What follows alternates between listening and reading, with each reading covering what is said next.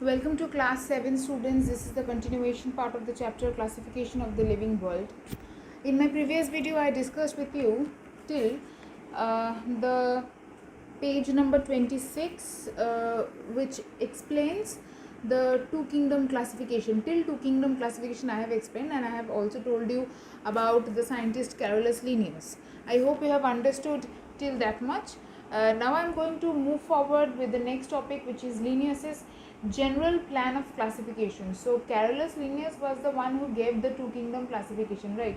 He said that all organisms will be divided into two broad kingdoms, kingdom Plantae and kingdom Animalia.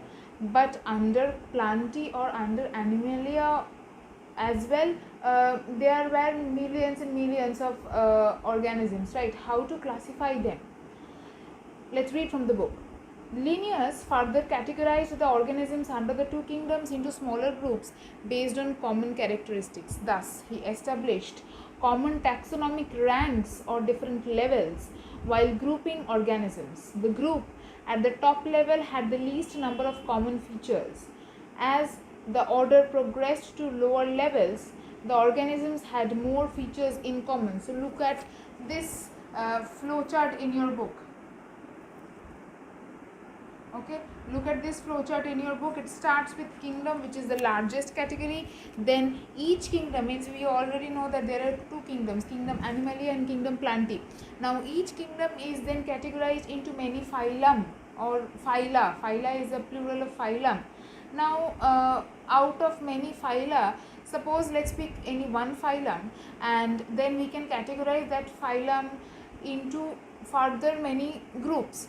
Now one phylum can be classified into many classes, can be categorized or grouped into many classes, and suppose one phylum has 5 or 6 classes, and among those 5 or 6 classes one class can again be further divided into order, and then family, then genus, then species, in that manner. Okay, so let's mark it here. Kingdom, it can be classified into phylum. So phylum is only in case of animal. In case of plants it is division. Wait, I will have to change the ink.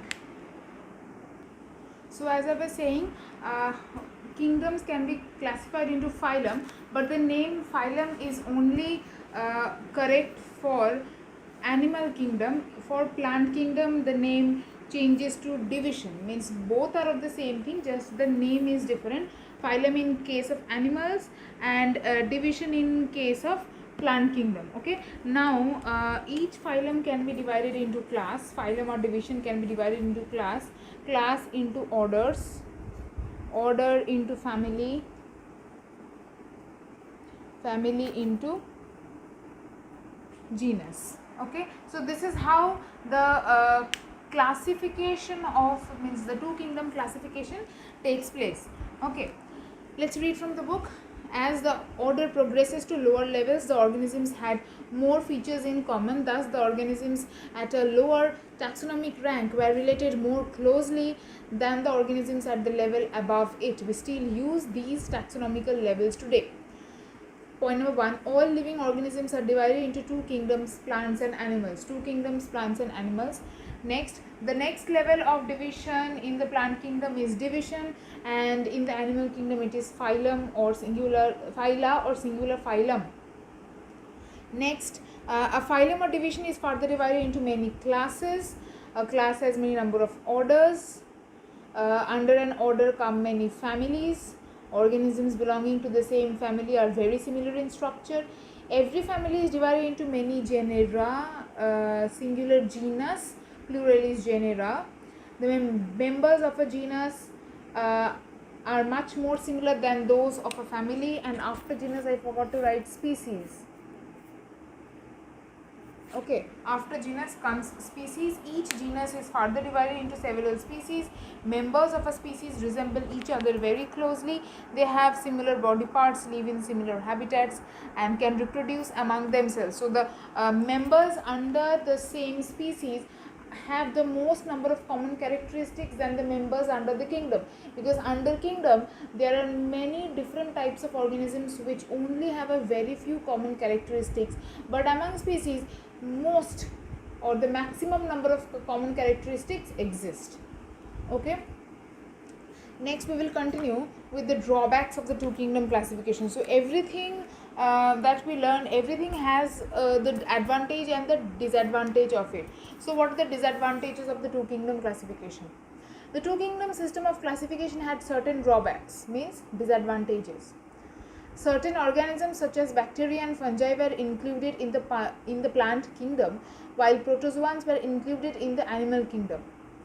But with the advancement in microscopy and better understanding of cell structure, some of these organisms were found to have characteristics that were neither typically plant-like nor animal-like, while some other organisms exhibited characters of both plants and animals. So they say that initially when bacteria and fungi were included under the plant kingdom and protozoans were included under the animal kingdom, they didn't get to know much about these microorganisms. But with the advancement in microscopy, means with the discovery of more advanced microscopes and better understanding of how the structure of the cell is, it was seen that these bacteria, fungi and protozoans, they were not plant like nor animal like, where some other organisms were there which none of them were of these two kingdoms, or they showed characteristics of both. So this is one drawback, one important drawback. Next, fungi were kept under plant kingdom even though they do not contain chlorophyll and therefore cannot prepare their own food. Also, they are different from plants in structure, physiology and reproduction. So even though fungi are very much different from the plants structurally, functionally, still they were present under the plant kingdom. Point number 3, first formed animals were neither plants nor animals. Slime molds were kept under plant kingdom, however they have characteristics similar to animals. Number 5, bacteria were kept under the plant kingdom because they have cell walls. Number 6, prokaryotes and eukaryotes were kept together in the two kingdoms. Both were present under the two kingdoms. Number 7, this system of classification did not consider viruses since they were not properly known at that time. So there were many drawbacks, as you can see. Some animals or some organisms which didn't reciprocate the characteristics of a particular kingdom were under that kingdom, or some organisms who reciprocated the characteristics were in any other different kingdom. Okay.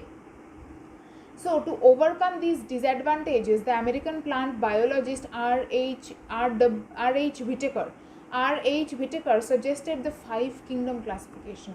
So the 2 kingdom classification was given by Carolus Linnaeus, which included of all these things, but even after all these things there were large number of disadvantages or drawbacks, and to overcome these drawbacks, R.H. Whitaker suggested the 5 kingdom classification.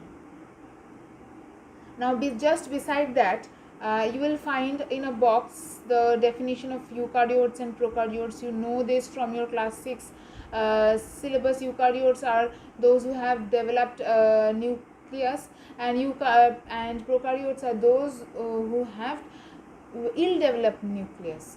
Okay, so let's do this till this much. In the next video I'll start talking about the 5 kingdom classification by R.H. Whitaker. Okay, thank you.